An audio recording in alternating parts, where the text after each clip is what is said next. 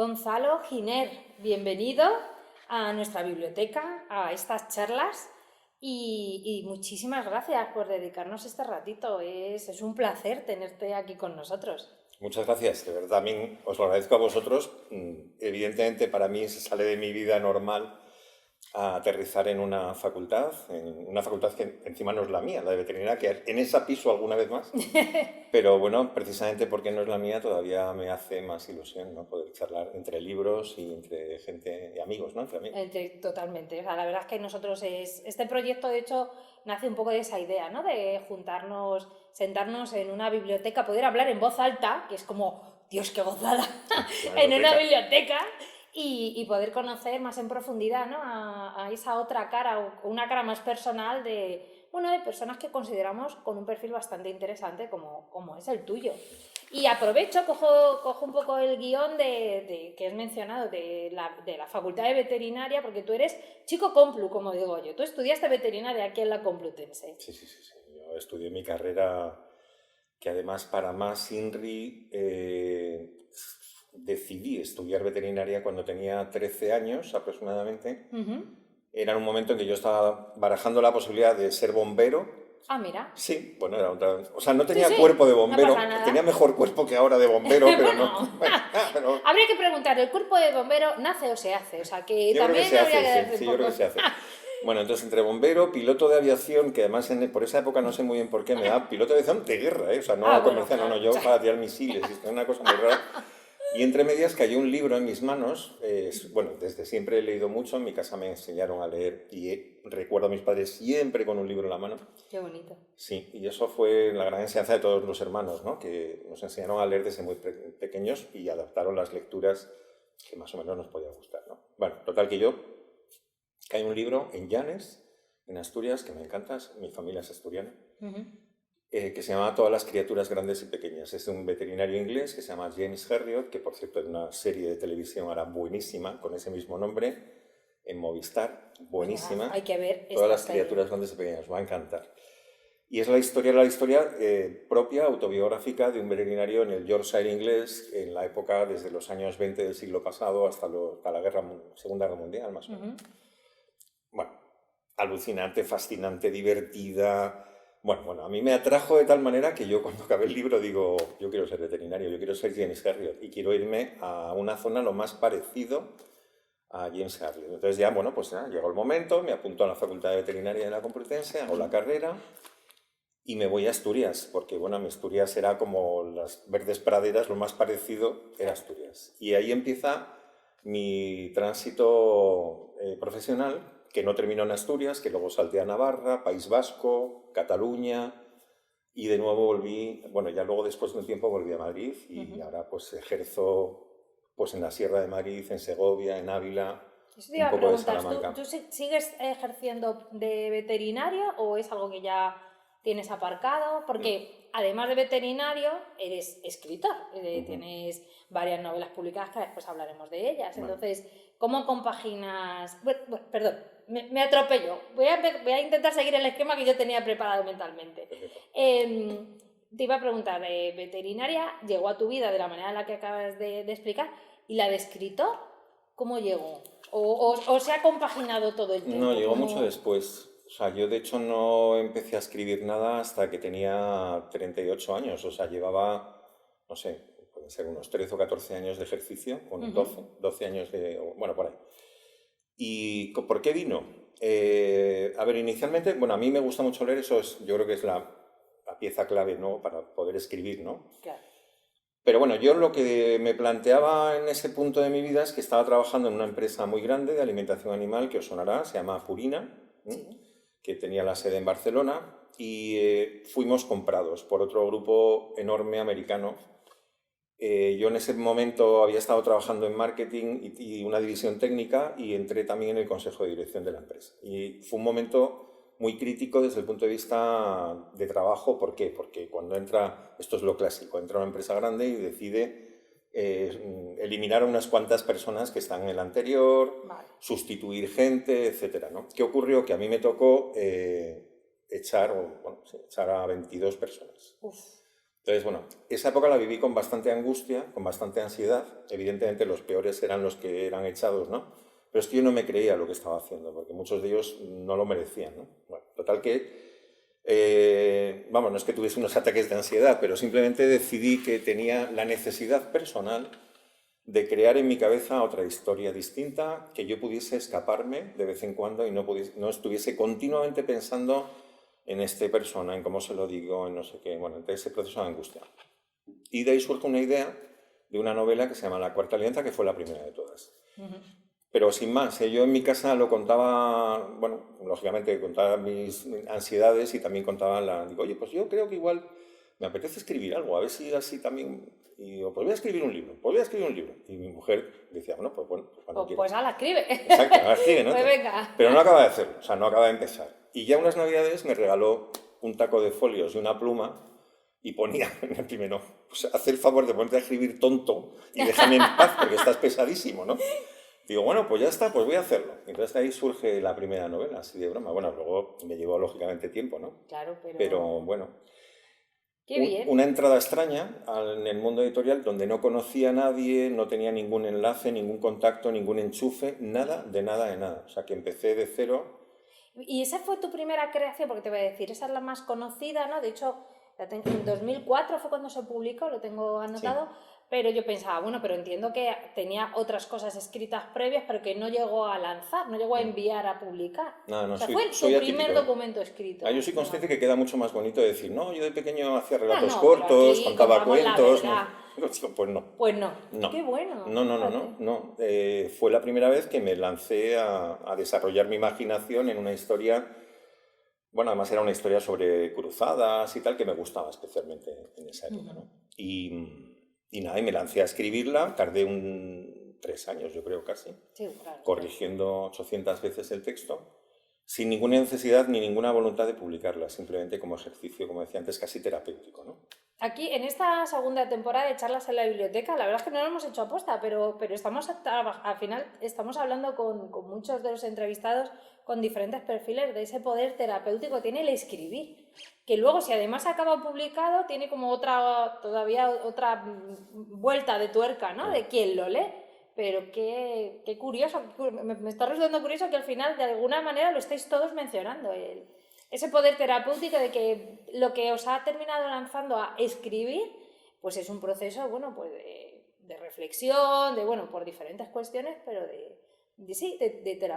tiene una función terapéutica en el fondo. Yo no me cabe ninguna duda. Tú piensas que cuando estás... Yo ahora estoy escribiendo, he empezado hace muy poco tiempo mi nuevo título. No lo puedes contar. Bueno, igual este vídeo se va a ver, esbocillo. Esta entrevista se va a ver en febrero de 2023. Por favor, ¿me ponéis? Entonces, sí, lo digo para que... Bueno, no, igual doy alguna pistilla. Vale, bueno. Prosigue. El momento en el que estás escribiendo, primero que es que realmente te aíslas del mundo, o sea, estás envuelto en unas ideas que están dando vueltas por tu cabeza.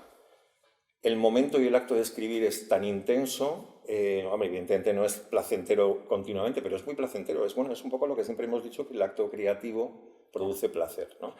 Y es verdad, o sea, produce un placer especial porque te lo pasas muy bien, bueno, yo por lo menos, ¿no? Y bueno, te aíslas de todo, aunque luego hay veces, y ahí voy a contar una anécdota, que el mundo, evidentemente los escritores seguimos siendo personas normales y corrientes, no vamos flotando a 2 pies del suelo, ¿no?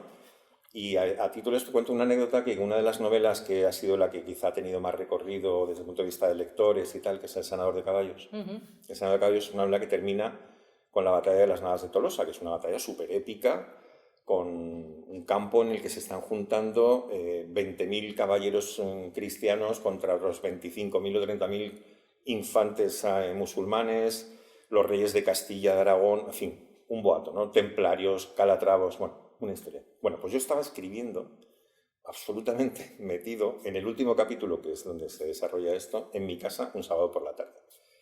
Bueno, pues yo encantado, feliz y tal, y tan metido desarrollando la historia y el momento que estaba absolutamente absorto, ¿no? Me ponía unos casquitos para que no me molestara mucho el ambiente detrás, hasta que de pronto noto un golpecito así en el hombro, que era mi mujer, Entonces me quito el casco y dice, Gonzalo, te recuerdo que tenemos que ir al Mercadona. Entonces, claro, con lo cual te dice... ¡Pero si estoy en plena batalla! Joder, estoy aquí con Alfonso VIII de Castilla. Pero por favor, ahora ¿Cómo le voy a dejar ahora? Ya el que vaya sea, al Mercadona. A Mercadona a comer unas lechugas. Y bueno, pues efectivamente, pum, cierras el libro, entonces vuelves a la vida real y vas a Mercadona donde haga falta, ¿no? A comprar lechugas y luego ya vuelves otra vez. Pero ese efecto terapéutico, no es que me lo crea, estoy convencido que existe y es muy, muy agradable.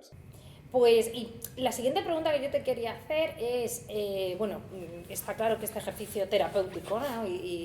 y lo funcional que es, pero tú no has dejado de ejercer como veterinario, de hecho ya nos lo adelantabas, entonces, ¿cómo lo haces ahora? ¿Qué dedicas más tiempo? ¿Cómo te sientes? ¿Más escritor que veterinario? ¿Más veterinario que escritor? ¿A partes iguales? No sé, ¿cómo es tu día a día ahora mismo? Empiezo casi por la pregunta anterior, que es ¿cómo me siento más o qué me siento más? Yo me siento más veterinario. ¿Por qué? Pues porque es mi vocación inicial, porque me parece el trabajo más maravilloso del mundo. Lo siento por los que tenéis otras profesiones. No, tranquilo. Pero la mía es la más bonita de todas. Entonces, yo es que no puedo renunciar a un trabajo que me apasiona desde el primer día y que me sigue gustando muchísimo. Entonces, mientras el mercado ganadero, en este caso, porque trabajo con animales grandes, no me eche, o sea, o me diga, oye, tú ya no vales para nada, yo voy a seguir trabajando como veterinario. Yo siempre digo que yo renunciaría antes a los libros que a la veterinaria, porque es mi primera vocación. Los libros vino después, como vinieron después, y bueno, que me encantan y también lo disfruto muchísimo, están cogiendo cada vez más peso en mi día a día, pero intento compaginar. ¿Cómo lo hago? Bueno, a ver, primero publicando con bastante tiempo, o sea, con bastante duración de una a otra, ¿no? Por ejemplo, no, cada 3 años más o menos es mi media. Lo que significa que el primer año después de haber publicado prácticamente es un año que te ocupa la promoción cuando estás en editoriales de estas grandes como Planeta. Es un no parar, o sea, porque eso es, oye, pues tienes ahora un día en Bilbao, otro día en Valencia, clubes de lectura no sé dónde, una biblioteca, Feria del Libro en Fuerteventura, este fin de semana estaba en Fuerteventura, el anterior en Madrid, la Feria del Libro, bueno, entonces vas un poco a caballo de 1000 cosas que te van sucediendo, que te van metiendo. Ellos son conscientes que yo trabajo, entonces me respetan un poco eso y van encajando en los momentos libres que tengo, pero eso me lleva mucho tiempo en el año.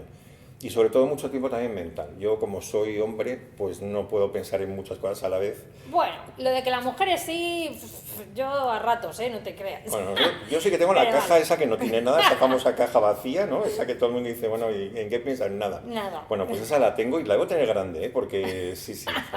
Y hay momentos que no pienso nada, ya está. Eso es una maravilla. Yo reconozco que esa caja no la tengo, ¿ves? No, pero no eso es lo que dicen que las mujeres no la tenéis. Hay alguno que dice que conecta el lado izquierdo con el derecho del hemisferio, de los dos hemisferios, y que los hombres no tenemos esa conexión, que vosotros sí la tenéis y por tanto tenéis otras capacidades que nosotros no llegamos. Bueno, pero entre medias. Sea como sea. Sea como sea, yo necesito tener como mi mente relajada, tranquila, para pensar y enfocar y centrarme en idear una nueva trama, unos nuevos personajes, una nueva ambientación, un momento histórico. Y eso necesito, eso es como ya no pensar en la anterior que estoy contando todos los días, sino ya no tener que contar más de nada de lo otro, ¿no? Y a partir de ahí empiezo a documentarme, lo cual me lleva tiempo porque son novelas casi siempre de corte histórico, y empezar a escribirlas, que pueden ser alrededor de unos 14 meses, 15 meses, 16 meses de escritura y de corrección. Entre medias, ¿cómo lo hago para organizarme? Pues ha sido, tampoco es que lo haya hecho aposta, es que ha salido solo. Para mí escribir, como decía antes, es un acto tan apasionante que no me cuesta nada levantarme muy temprano. Entonces no pongo ni despertador. Y me levanto a las 4 de la madrugada aproximadamente. 4 y cuarto. Oye, ¿qué tal se te va a dar biberones? Porque yo a lo mejor en breve me puede venir bien tener tu contacto. Tú ponme un WhatsApp. Te pongo un WhatsApp y perfecto, esto me... Entonces entre biberón y tal, pues ya estoy pensando... Y tú te vas pensando en el siguiente. Cuando tenga un hueco ahí... Lo vamos gestionando. Sí, sin problema. Pues no sé, a ver, es verdad que, bueno, yo lo cuento de esa manera porque es la pura realidad. Yo viajo bastante. Yo he estado, ahora mismo vengo de Guadalix de la Sierra, que es lo más cerca, pero normal es que esté por Segovia, por Ávila, por Salamanca, que está más lejos. Y tengo mucho rato de coche. Entonces, en el rato de coche, en el tiempo, voy maquinando, voy pensando, si no hay llamadas de teléfono, la radio no me apetece oírla, y bueno, sino con música también que me ayuda a pensar. Y entonces, digamos como que yo casi al día siguiente por la mañana estoy volcando todo lo que he pensado el día anterior, ¿no? Y no me cuesta, por eso tampoco demasiado esfuerzo levantarme, pero tampoco demasiado esfuerzo escribirlo, porque ya lo tengo muy machacado, muy masticado. Hay días que no te sale bien, que empiezas a escribir y no ves que no te gusta, que estás atascado, que no avanzas, y bueno, pues cierras el ordenador y o te vas a la cama o te tomas 2 cafés más y lees algo, en fin, o estudias algo de trabajo, y esa es un poco la rutina. Pero sí que es verdad que puedo estar unos 14, 15 o 16 meses levantándome a las 4 de la mañana hasta las 7, que es mi horario de escritura. Madre. Y luego ya me voy a trabajar, bueno, me ducho, tal, típico, salgo. Por la noche no soy persona, como es lógico. O sea, Claro, que a las hombre, 10, ¿cómo para serlo? Claro. a las 10 estoy muerto, pero no me suelo ir a la cama, ¿eh? Hago un poco hago el amago de que hago familia, me quedo frito en el sillón y ya cuando la gente se va a la cama, pues yo también. Entonces, pues nada, ya sigo hasta las 4. Entonces, pero de verdad que es tan curioso. Esto es un tema de cuerpo humano. Mi mujer se preocupó durante una época porque decía, a ver, Gonzalo, es muy peligroso, tú duermes muy poco, luego encima tienes que coger un coche, te vas a no sé dónde, no me parece lógico, razonable, porque vamos a un médico, pues vamos a un médico, a ver si te pasa algo. Y digo, bueno, vamos, entonces fuimos a un neurólogo, ¿no? Y el neurólogo, pues bueno, me preguntó 1000 cosas y al final reconoció, dice, mira, por lo que me estás contando, no te preocupes. Es decir, yo conozco gente, los que vienen a consulta, que con media hora de sueño es suficiente para descansar el cerebro. Dice, es una cosa extrema, lo que cuento, claro, ¿no? O sea, es muy raro. Pero que tú, por lo que estás contándome, con 4 horas y media más o menos de sueño, tienes suficiente.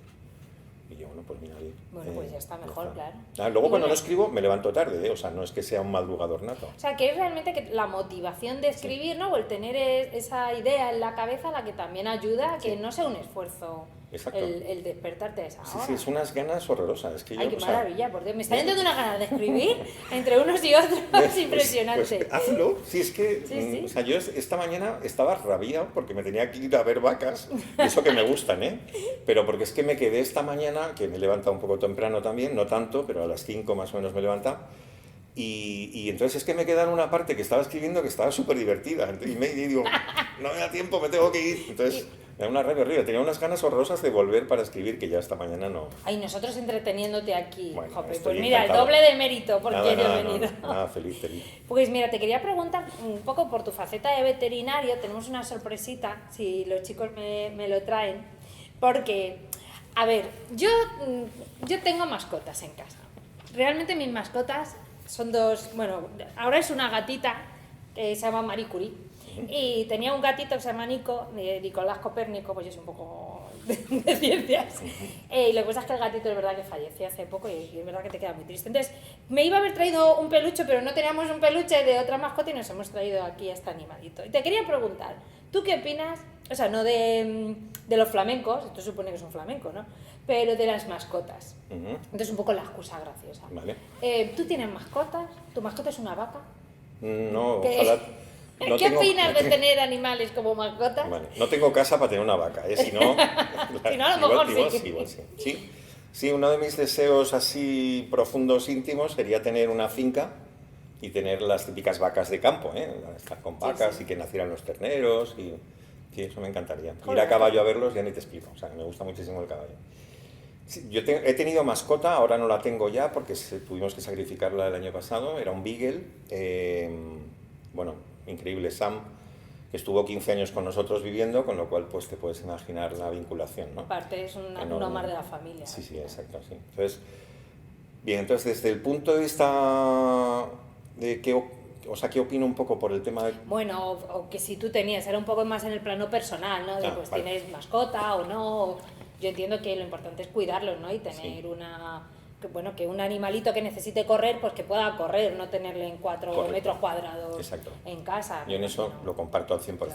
De hecho, nosotros teníamos, yo tengo la suerte de tener un jardín muy grande. Vamos a dejarlo aquí. Y entonces, Sam, el perro, también depende de las características de cada animal, pero desde muy pequeño nosotros, digamos, como le acostumbramos a que su vida normal a diario era estar en el jardín. Entonces era un chollo para él, corría para un lado, para otro, se lo pasaba bien, Había líos con las flores y con todas estas cosas, pero bueno. Tenía una caseta perfectamente acondicionada y dormía casi siempre también fuera, porque están preparados para eso. Es decir, un perro adecua su cantidad y grosor de pelo a las condiciones climatológicas. Entonces, nosotros, evidentemente, cuando hacía mucho frío, lo metíamos en casa, ¿no? Y estaba con nosotros y tal.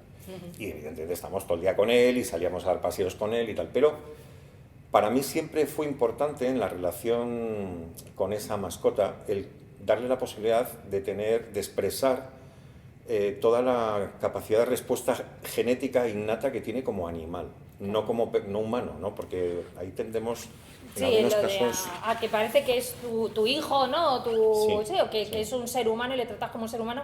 Y no es un ser humano, es un perro, es un gato, es un lo que sea y con sus necesidades propias. Sí, mira, de hecho hay una anécdota.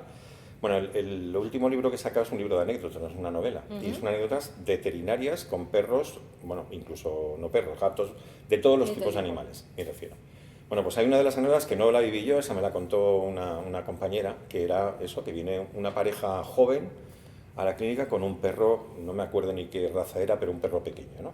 Y entonces ella, digamos, como antes de empezar la consulta, que no acababan de explicar qué le pasaba, solamente decía que tenía el perro que estaba mal, que estaba como deprimido, que estaba deprimido. Y ella, pues preguntando cosas para saber entender de qué iba el tema. Pero noto que la pareja, la mujer, le estaba echando broncas continuamente al otro, ¿no? Diciendo, es que ya te lo dije, es que no sé, mira que lo tenías y por qué lo hiciste y no sé cuánto. Y la otra ya diciendo, no, ¿qué está pasando? ¿No? Claro. Entonces, pues ya de estirar y ya cantó. Entonces, la historia fue que le estaba acusando y riñendo porque en el dormitorio tenían un armario con una puerta que al abrirlo tenía un cristal, un espejo, perdón. Sí.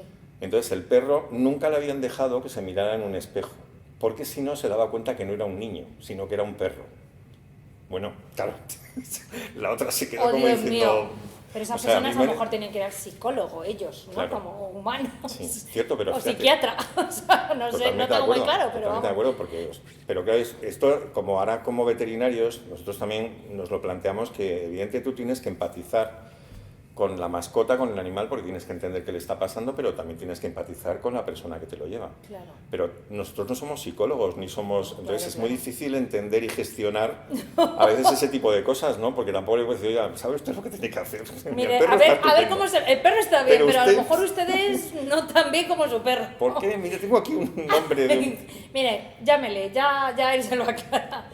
Madre Sí, mía, evidentemente es un caso muy extremo, ¿no? Pero bueno, a ver, mis consejos siempre es que, evidentemente, el bienestar de los animales, ahora que se está hablando tanto de ese concepto del bienestar animal, el bienestar de las mascotas, lógicamente pasan porque los tenemos que cuidar, les tenemos que dar una buena alimentación, una buena salud, un medio en el que se puedan desarrollar correctamente y sano, en fin, el entorno correcto, pero también, que eso yo creo que a veces eso a la gente se le olvida, es dejarles que se expresen desde el punto de vista de comportamiento innato como animal. Claro. Entonces, si yo tengo un Beagle, el Beagle es un perro si no estáis muy acostumbrados a las razas de perros, el Beagle es el típico que aparece en las películas de la caza del zorro en Inglaterra, que van detrás de los caballos y van aullando, además se llama el canto del Beagle porque hacen una Bueno, entonces ese es el Beagle. El Beagle tiene una trufa, una nariz espectacular, o sea, tiene un olfato único, de hecho son los que más usan, por ejemplo, en aeropuertos para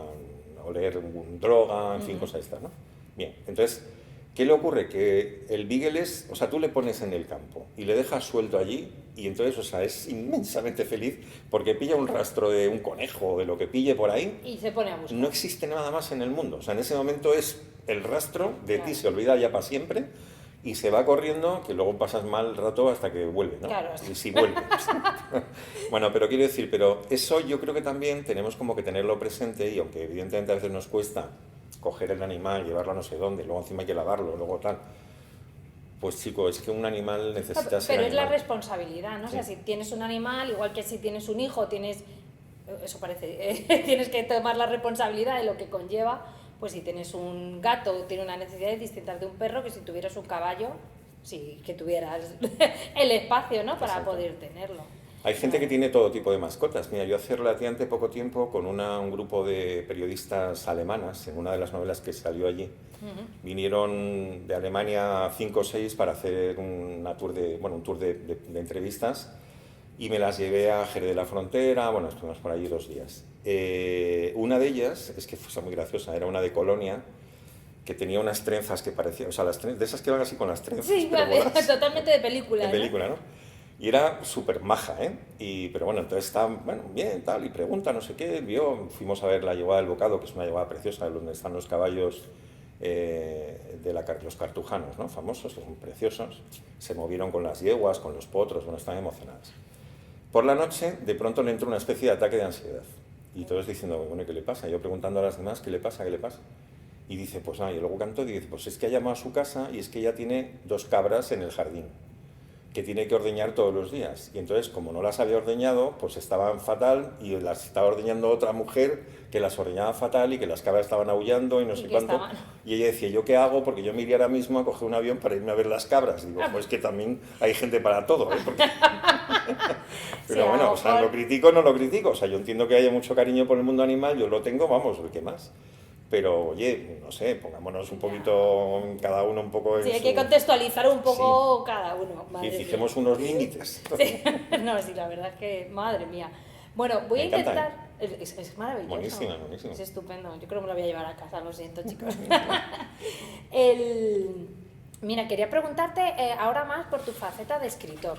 Vale. Hay una frase que he leído que dijiste en una entrevista, la voy a leer además para no equivocarme, que decías, a los animales no se les ha dado el peso y la importancia que tienen en nuestra historia.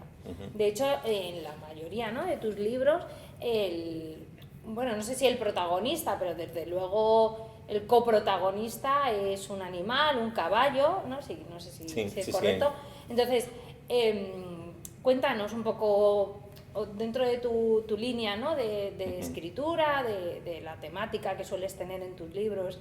Entiendo que, claro, esto tiene mucho peso, o sea, tú que ya tu pasión son los animales, qué importante que dijeras, bueno, mira, pues voy a intentar darle protagonismo, además lo consigo hilar con mi terapia y cómo que de todo eso surjan estos libros tan maravillosos, porque... O quizás son maravillosos porque justo nacen de 2 pasiones, ¿no? Al final. Puede ser que sí, yo siempre digo que es verdad que a mí, como el contenido histórico de mis novelas, siempre es todo un reto a nivel personal, porque yo qué sé, a ver, mi decisión de meterme en una época determinada a veces son cosas muy circunstanciales, ¿no? Por ejemplo, no voy a citar la de los caballos, pero hay otra novela que se llama Las ventanas del cielo, que tiene que ver con los creadores, los que creaban, digamos, las vidrieras en las catedrales góticas, o sea, los maestros artesanos vidrieros, ¿no?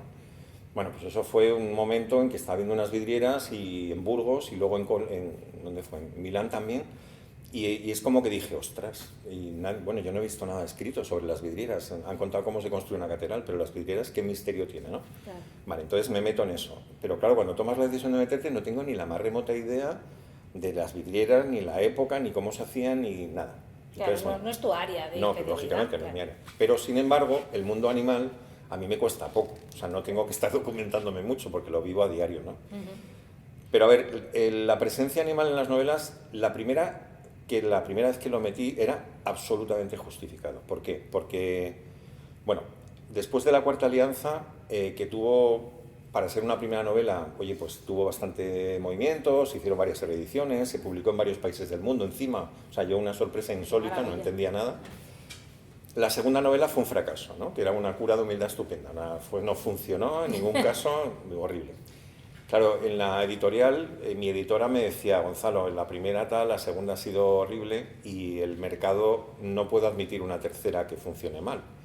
Entonces, si tú quieres hacer carrera editorial, o hacemos algo sólido y esto, o no vas a tener posibilidad. Bueno, entonces yo estaba un poco agobiado con esto, ¿no? Y un día iba de camino a firmar la Feria del Libro, esa segunda novela que no vendió nada, no venía nadie a firmar tampoco, y de pronto me acordé de lo que he contado antes, que yo, digo, si yo soy veterinario, fue por culpa de una novela. Y entonces digo, ostras, ¿y por qué nadie ha contado la vida de un veterinario, la historia de un veterinario en la Edad Media? ¿Vale? Entonces ahí fue el momento en que dije... ¿Qué hiciste? Clean. Esa es la historia. Y se la conté a mi editora en ese momento, solo eso, lo que acabo de decir, y ella dijo, tenemos novela. O sea, entonces, adelante. ¿Qué ocurre? Veterinario en la Edad Media. En la España de la Reconquista, en época, pues eso, entre el siglo XII y siglo XIII, el veterinario, que en ese momento en España no se llamaban veterinarios, sino se llamaban albéitares por el lado musulmán, Claro. bueno, también cristiano, porque se metió también el nombre en los reinos cristianos, o mariscales, menescales, tenían varios nombres, ¿no? Ferradores, que eran herradores, ¿no? Por eso iba a decir, suena Eso un es, poco a, exacto. entiendo que por la herradura, ¿no? Por el hierro. Sí, por lo importante que tenía la podología Claro. en todo el mundo del caballo. Bueno, pues el caballo era el elemento básico de trabajo de un veterinario, porque el caballo en esa época lo era todo. Por eso también digo que no se le da suficientemente importancia a ese tipo de animales en la historia. Pero es que en ese momento los caballos eran armas de guerra. El noble vendía al rey, ofrecía sus tropas, porque no había ejércitos, entonces eran los nobles los que tenían caballeros. Y eran los que compraban los caballos, mantenían caballeros, les enseñaban, y esto se los mandaba al rey, y el rey a cambio, pues lógicamente en las guerras, luego tenían un botín de guerra. Por eso tenemos una nobleza con un montón de tierras, ¿vale? Pero los caballos estaban ahí, pero también eran transporte, no había otra fórmula, para arar, para un montón de cosas, ¿no? Entonces, el veterinario, el albéitar, una palabra preciosa, ¿no? El Sí, la albéitar... verdad es que me estaba gustando, digo, qué bonita. Además, la veterinaria, o sea, como ciencia, era la albeitería, ¿eh? Sí. Hay mil anécdotas. Es una palabra que, por ejemplo, se metió en la lengua en Euskadi. Entonces, en euskera, aún, ellos hablan de albaitar. O sea, el veterinario es el albaitar. ¡Ay, qué bueno! Sí, sí. Y albaitaritza es la veterinaria, ¿no? Bueno, entonces, sí, son cosas estas históricas. Sí, no, pero muy interesante, sí, sí. Bueno, el caballo lo fue todo. Y entonces, el albaitar, los que en esa circunstancia, lo que ocurrió... Seguimos. Lo que ocurrió, cosas del directo. Vale. Lo que ocurrió fue que de pronto la profesión veterinaria en la parte más médica, más científica, vino, como pasó también con la parte médica, a través de Al-Ándalus, con las bibliotecas de Córdoba, con las que venían de Persia, de no sé cuánto. Entonces eso se tradujo, y el saber médico profundamente potente, vamos, bueno, digo, es un poco exagerado, vino a través de los albéitares. Por tanto, en los reinos cristianos, los reyes cristianos fichaban albéitares como si fueran fichajes de fútbol ahora, ¿eh? Bueno, en fin, medido en la época, ¿no? Pero querían tener a lo mejor en cuanto a ciencia porque eran sus caballos. Tengamos en cuenta que un caballo de guerra, que eran los caballos enormes que llevaban al caballero con toda su armadura, podían medir alrededor de 1,90 m en la cruz, que es donde empieza el cuello, o sea, sí, eran verdaderos mastodontes, muy grandes. Un caballo de esos valía 300 ovejas, el equivalente, o sea, era muy caro.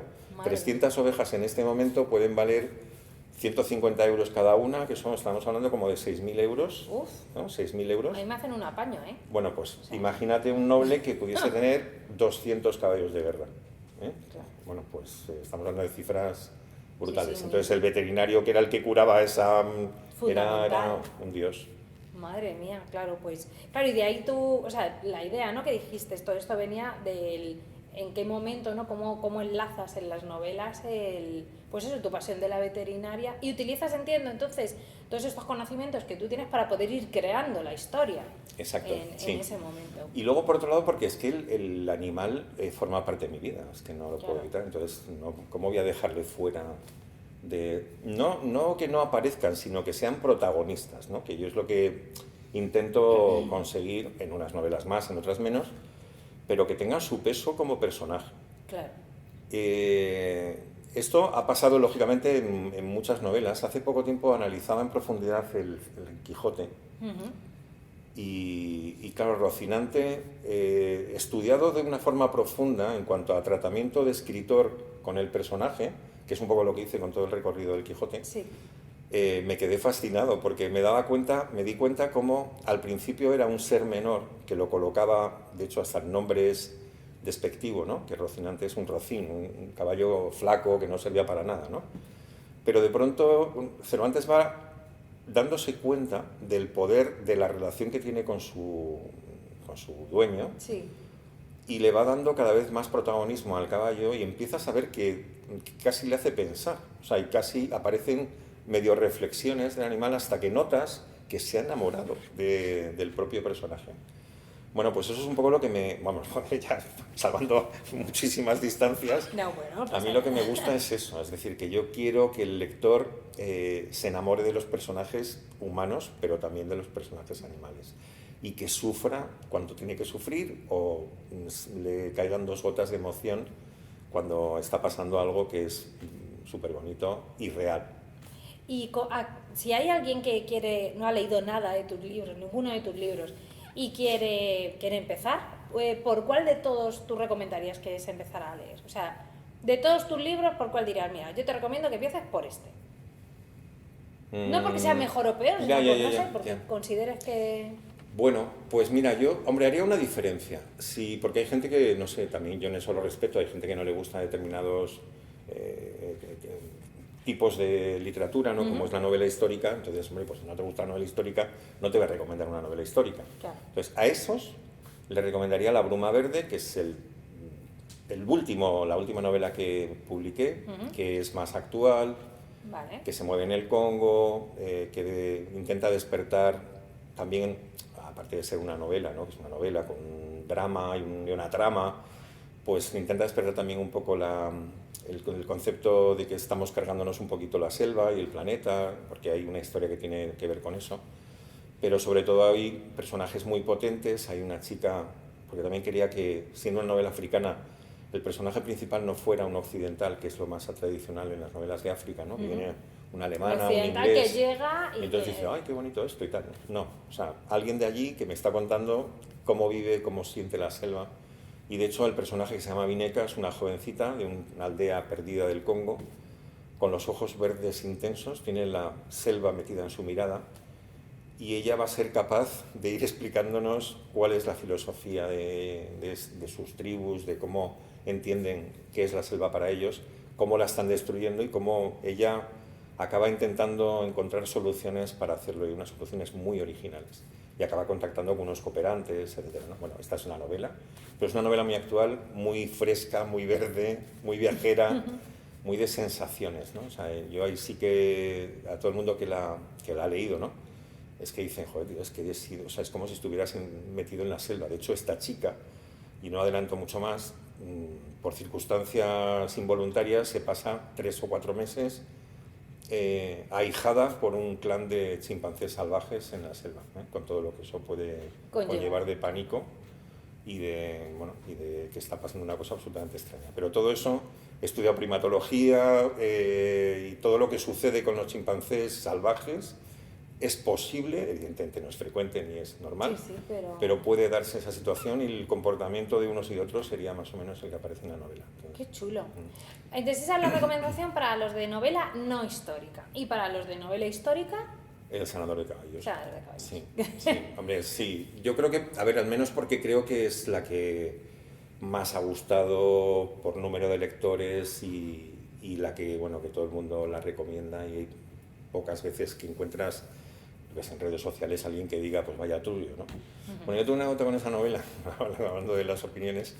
Bueno, cuando un escritor, en el caso este mío, que yo no he sido vocacional, que ha venido como ha venido, os lo contabas, un poco de refilón, tienes procesos durante la escritura súper chulos, ya lo he explicado, pero también cuando ves por primera vez la novela en tus manos, la primera de todo eso es apasionante. Bueno, y entonces yo, hasta el sanador de caballos, no había tenido nunca la oportunidad de ver a alguien comprando un libro mío. O sea, yo, hombre, evidentemente tampoco iba mucho a mirar, porque también no vas a estar allí al lado en el Corte Inglés. Que con te imagino con un periódico con 2 agujeritos ahí, a ver si pillo a alguien comprando mi libro. O detrás de una columna así, ¿no? Así como, a ver, se acerca, mierda, no he cogido el mío, he cogido el otro. Pues eso hacía y no lo conseguía nunca, ¿no? Y yo, joder, va a acabar así. Bueno. Hasta que ya había salido el sanador en un hospital, típico visita estas que tienes desagradable que hacer, y bueno, pues bajo a la zona de revistas y periódicos y veo que de pronto está en la estantería con otros cuantos libros y está el sanador de caballos. Y además un chico, bueno, joven, y que lo había cogido y estaba mirándolo para adelante, para atrás, y digo, pues, ya digo, voy a ver, compra, por fin voy a tener acto de compra. Momento en el cual él, en voz alta, dice, vaya ladrillazo, y lo deja otra vez en la estantería. ¡Ay, pobrecito! Con lo cual digo, bueno, pues yo me corto las venas. Y te echaste a llorar ahí. Me eché a llorar directamente, digo, bueno, pues no lo voy a ver nunca más. Bueno, pero hubo muchísimas otras personas que sí lo compraron. Sí, eso está claro. Sí, ha sido un libro extraño, además, porque extraño me refiero para la vida actual de los libros, porque el mercado editorial es salvaje, muy competitivo, tienes muy poco tiempo para triunfar y si no triunfa pues ya estás fuera. A mí me decía mi editora, que es, bueno, yo creo que es la mejor editora actual que hay en España, que el tiempo que dura un libro es el tiempo que tarda en la mesa de novedades de una librería. Ahí tienes todas las novedades, entonces el libro que llega último hace así y empuja y se cae otro. Entonces, dice, con lo cual tienes poco tiempo para hacer eso. Y ellos son como muy conscientes de que tienen que hacer mucha fuerza de publicidad, de promoción muy rápida para intentar levantar un poco el libro, que lo conozca la gente y que hable bien de él luego, ¿no? Que el libro venda, ¿no? Claro. Bien, pues en el Salón de Caballos no sucedió nada de eso. El primer año vendió un poco, pero poco. El segundo año vendió el doble y el tercer año vendió el triple. O sea, fue más el boca a boca, digamos, que la promoción o que y los libreros, los libreros lo recomendaban muchísimo, las bibliotecas. Hay estas bibliotecas que me decían, no, es que bueno, hemos tenido que poner fichas y tal y ya comprar otros porque es que era súper leído, ¿no? Lo quería leer todo el mundo. Entonces, eso ayudó mucho a que el libro fuera muy conocido, pero gracias también, pues eso, sin mucha publicidad, sin mucha promoción. Qué bonito. Pues bueno, por último, prácticamente me gustaría preguntarte, nosotros siempre intentamos cerrar las entrevistas, estamos en una biblioteca, pidiendo recomendaciones de libros. Entonces, Genial. ¿Qué libro nos recomiendas? Vale, mira, yo pongo siempre de lo que voy leyendo, yo debo leer al año unos 30 y tantos libros, más o menos. Es mi media. Y desde hace unos años puntúo, después de... Sí, qué, sí, bueno, qué buena idea. Sí, bueno, lo puntúo para mí, Para ¿no? ti, sí, para saber un Pero poco... bueno, y entonces de los últimos que he leído, solo hay uno que tiene un 10, que es este libro que tengo aquí. Dios mío, matrícula, pero para matrícula de honor. Sí. Eso es complicado, ¿eh? Este es el de Reyes Monforte. Reyes Monforte es una periodista, en esta se da el caso que es amiga mía, pero me daría igual, o sea, que no la conociera de Casualmente nada. es tu amiga. Sí, claro, es amiga, claro. pero no le estoy promocionando a ella, ¿eh? Ella lo sabe. No pasa nada. El título se llama La violinista roja y es una historia verídica sobre la espía más conocida que ha tenido España en el siglo XX. Es una espía que, bueno, que se ha sabido muchas cosas hace relativamente poco tiempo y era la espía más importante de la Unión Soviética, porque ella estuvo trabajando para la Unión Soviética y está metida a lo largo de todo el siglo XX, desde la República, la Segunda República Española, comienzo de la Guerra Civil, el asesinato de Trotsky en México, en fin, ha estado involucrada en un montón de cosas de ese estilo y entonces, o sea, la historia es buenísima. Reyes se ha salido a la hora de escribirla, está fantásticamente escrita esta novela, tiene una documentación brutal y luego tiene una virtud que yo se lo decía a ella, que a mí me parece dificilísimo como escritor, y es conseguir hacer un protagonista de un protagonista que es malo, porque ella, a ver, no cuento nada, pero está metida en cosas que... De un villano, ¿no? O sea, que el protagonismo lo tiene un villano, exacto, no un héroe. Pero claro, el conseguir que tú al final que te creas y quieras y te acabes, no digo enamorando, pero que te acabes convenciendo de que ese personaje, joder, que quiero saber más, es difícil, ¿no? Sí, Porque sí, es más fácil tener un personaje bueno que no uno malo, ¿no? Y bueno, entonces en todos los sentidos me parece una barbaridad. Además ha trabajado, bueno, es que hay una cantidad de documentación muy masticada que no te das cuenta, que te está contando una parte del siglo XX en un poquito, solo lo necesario para que te ambientes, y está muy bien hecha. Es un novelón. Pues nada, nos quedamos con tu recomendación. Yo la verdad es que estoy con una lista de libros pendientes impresionante, pero me la apunto porque desde luego tiene muy buena pinta. Yo soy de las de novela histórica, me gusta y lo que sobre todo leo es novela histórica. Pues el Salón Así de es Caballos, que, ¿no? por supuesto, o sea, el Salón de Caballos de cabeza, según salga de aquí. Y lo que nosotros también hacemos, lo que nos gusta es, este año, en esta segunda temporada de Charlas en la Biblioteca, lo que hacemos es que yo voy a hacer de hilo transmisor, porque te voy a recomendar a ti lo que nos ha recomendado el anterior entrevistado. Muy bien. Entonces, el anterior entrevistado ha sido Juan Carlos Rubio, es sobre todo guionista de teatro, es dramaturgo, perdón, que lo estoy diciendo mal, perdóname Juan Carlos, es dramaturgo y bueno, él nos ha recomendado que leamos teatro, así como concepto general. Que el teatro también se lee, que creo que también es importante el que sepamos todas las opciones. Y en concreto, él nos ha regalado aquí esta biblioteca, esta obra suya, el anfitrión, pero no te voy a decir por qué. No te voy a explicar el por qué nos ha recomendado este libro, porque hay un motivo detrás.